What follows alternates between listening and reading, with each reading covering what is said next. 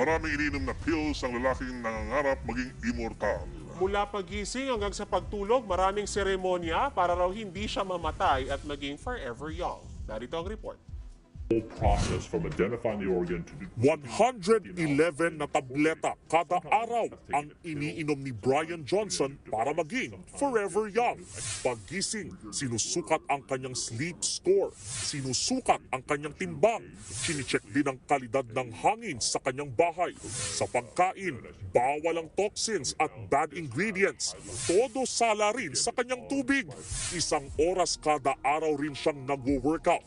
Nag-i-inject pa siya ng cerebrolysin para iwas stroke.